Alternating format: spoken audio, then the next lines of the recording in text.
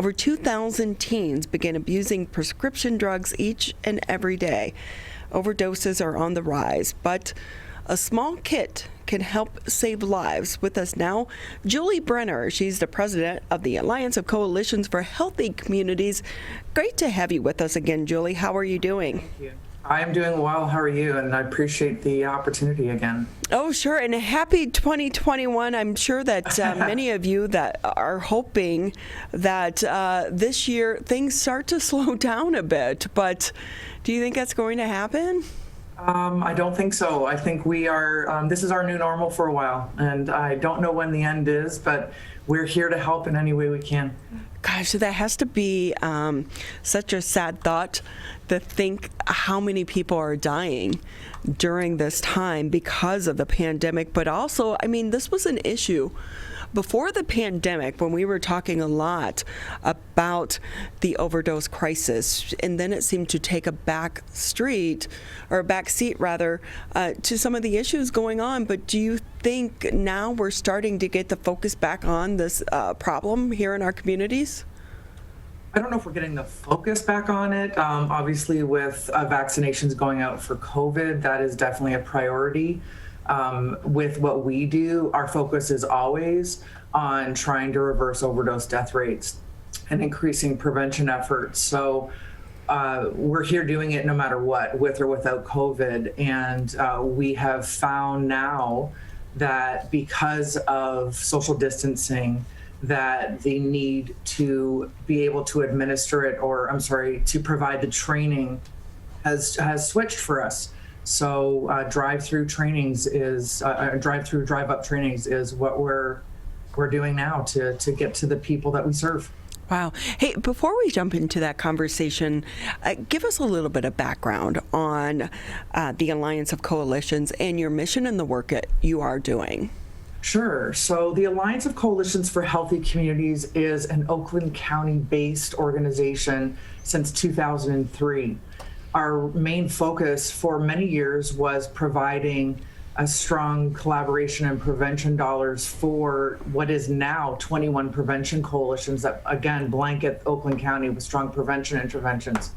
About 7 years ago, we added in recovery support and wellness initiatives so that we could assist a person with their whole body, with their whole mental health, because addiction, drug use, things like that aren't just one-offs. They're usually part of some sort of co-occurring issue that's happening with that person. So we became a bit more well-rounded and focused now with our mission on prevention, recovery support, and wellness initiatives for everyone in Oakland County and across Southeast Michigan. But we do know that lives are being saved if people just have this small kit with them in their house or in their car. Tell us about it. Oh, great. Yeah, so we've been distributing it for 2 years with what we had was face-to-face training. Save a Life is what we call it. So Save a Life, it's basically harm reduction. And it was an hour-long training where you would go to a local area and get that training. The kit itself has 2 doses of nasal Narcan. We also have first aid information, CPR, the masks, just to protect yourself if you're having to do that, and gloves, because your safety if you come upon someone who is in the throes of an overdose are essential. The other component of that is, number one, is call 911. You need to be able to have emergency responders coming your way as quickly as possible so that they can take it from there. So with that, I will say, I don't know, my kit is similar to the one that you guys have been giving out, but I went through the training a few years ago when I actually worked with the ATF, and we got a couple of kits, so I keep one in my car and then one in my house. But I will say, it's like you said, you have the gloves, you have... this is a part of it. I will say, I forget. I think it's the mask that looks like the mask. This is the mask, and then this is the spray. That's the spray, yeah. So, but it does expire as well. Mine expired 2019. So If It does have a shelf life of up to 2 years. But we do encourage you to definitely get refills. Obviously, you're connected to us. I'm happy to provide you some refills. But there is a bit of a shelf life on that. So if we really do try to make sure that once you've used it, that you get back in touch with us. We do have a refill capability for anyone that's used it. And then we'll make sure that it gets back in your hands again. Because explain to us again how this works and how it can save someone's life. Sure. So it's almost automatic. If somebody's in the throes, basically it's respiratory failure is what we're talking about when you're dealing with an overdose. So the nasal Narcan is inserted after CPR and everything else that you're trying to do is inserted into your nostrils, and it's almost instantaneous. And it is short-lived. So let's say it's a 15 minute, 30 minute window, maybe a little bit more. And that's why it's really essential to make sure that you're calling 911 to get the first responders there so that they can take it from there. It is not a cure. It is a temporary fix to make sure that your air passageways are open so that you're breathing again. Again, we're really talking about respiratory failure. So that's really obviously essential to living. So 911, get them there, and they'll take it from there. They usually end up at the hospital. Julie Brenner with us here on the MegaCast. She's the president for the Alliance of Coalitions. And with that, Julie, who should get one of these kits? We believe everybody. So if you are, to start out with, this is how it started. For anybody, a family member, anyone related to parent, grandparent, caregiver that has someone that is either in recovery or has used. I mean, that sort of was top of mind for us when we started this. However, since then, we do believe that this should be a part of everybody's first aid kit.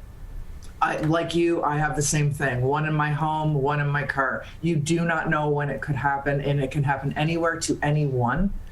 We also believe businesses, we think it's very essential that all businesses have it at their front desk, have it in their first aid kit, have it a part of their safety protocols.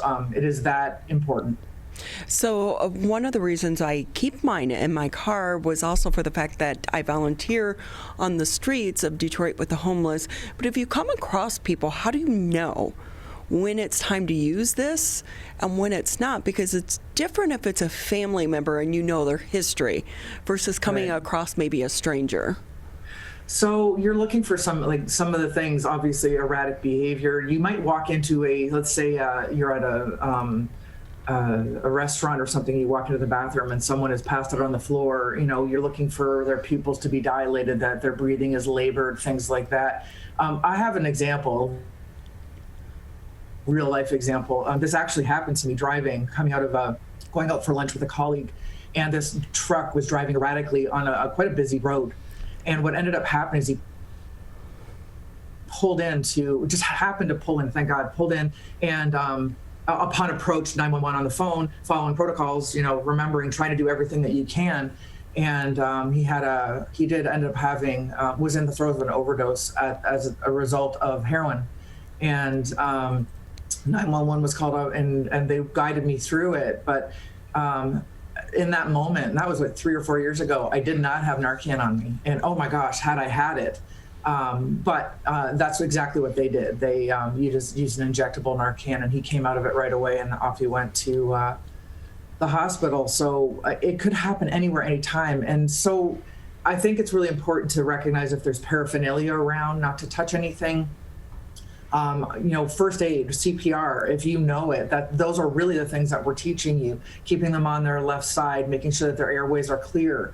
And performing CPR, if that is something that you're trained in and you know how to do. In our trainings, we do go through all of that to make sure that you are equipped in that scenario. So really, I'm looking at the lay of the land, seeing that this person, may have paraphernalia, there may not, it's just an automatic 911 and then start following the process.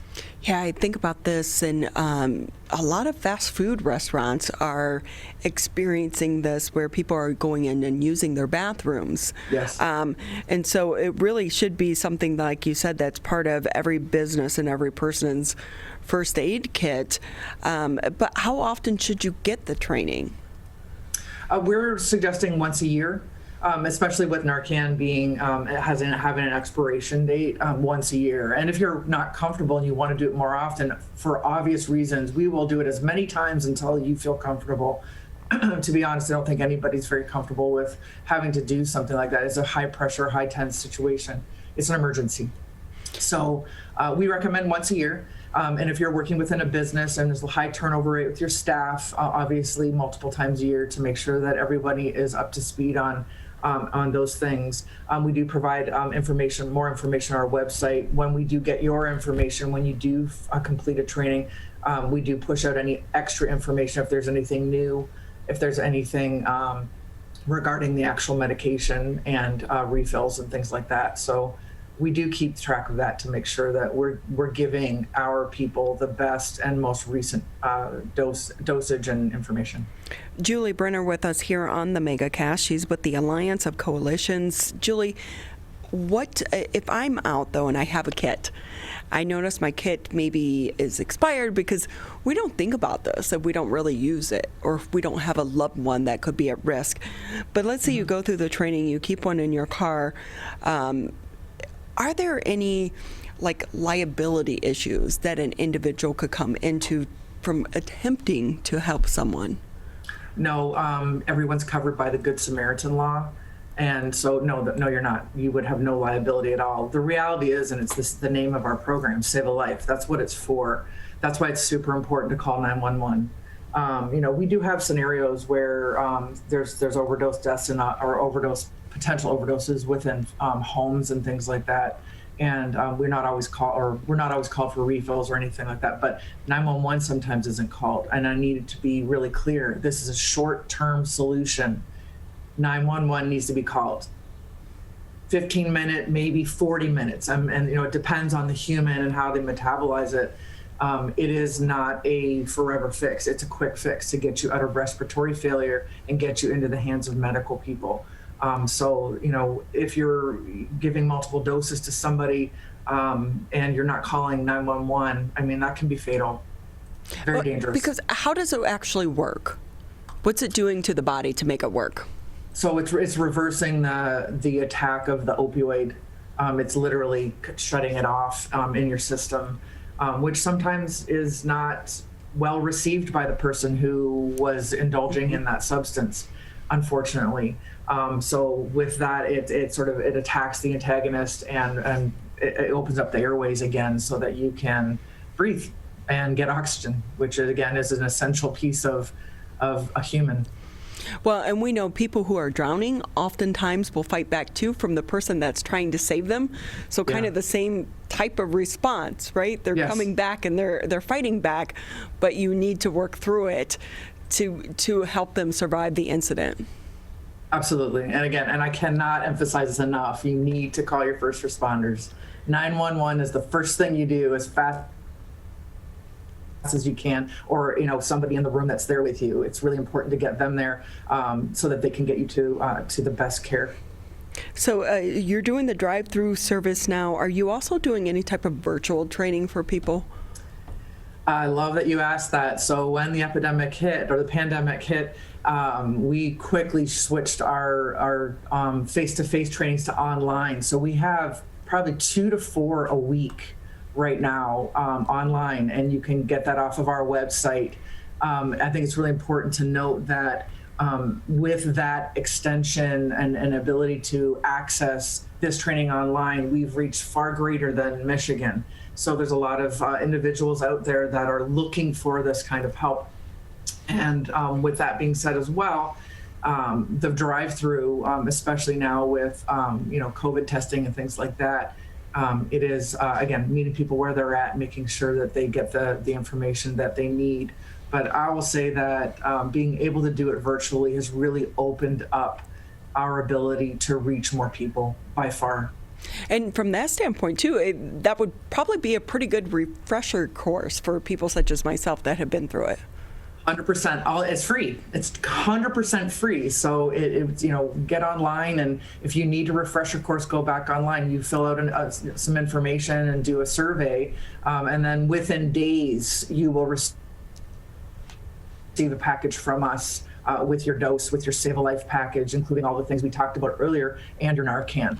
And also there is a link if you need a refill and you have been through our training. Our team goes back through to make sure that you've been trained appropriately, and then you are given another refill. So there is really no reason for anyone to have expired, unless honestly, it sits in your car and you don't really notice it and you have never used it. But thank God you have it, just in case. I mean, what would that world look like if you did come upon someone that was overdosing and you didn't have it?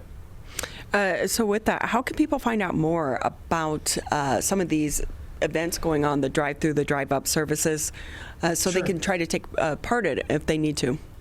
Right. So on our website, which is achcmi.org, we have a tab called Online Trainings, and that is where you would see where all of our Save a Life trainings are. Within our drive-through, our calendar and events, everyone is listed. It's just a click on the date and there's the information. So we do have them coming up every Friday through the end of March. Outside of going on our website, you can also get us on all of our social media sites. So we're on Facebook, Instagram, Twitter, LinkedIn. We have a YouTube channel, things like that. So if you just search for the Alliance of Coalitions or the Alliance of Coalitions for Healthy Communities, our longer name, then you should be able to find anything like that. We do all of our events are posted as well on Facebook, and then we do post them in our local community chambers of commerce and the newspapers.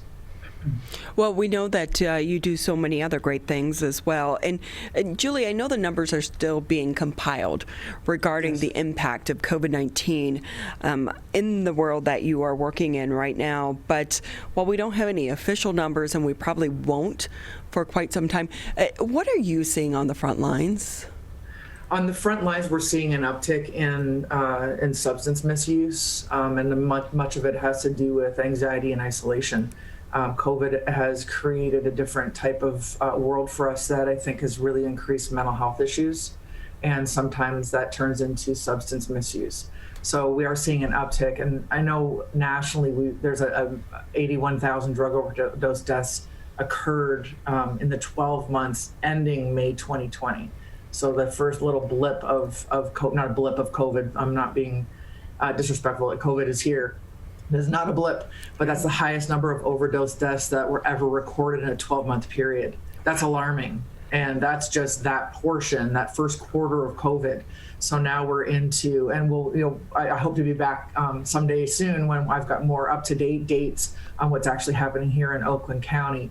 But we are seeing a really strong uptick in people reaching out for recovery support, family members reaching out for recovery support, trying to understand what's happening. And I think part of this is this isolation, and mental health is something that we need to really spend and invest some more time in when it comes to substance misuse.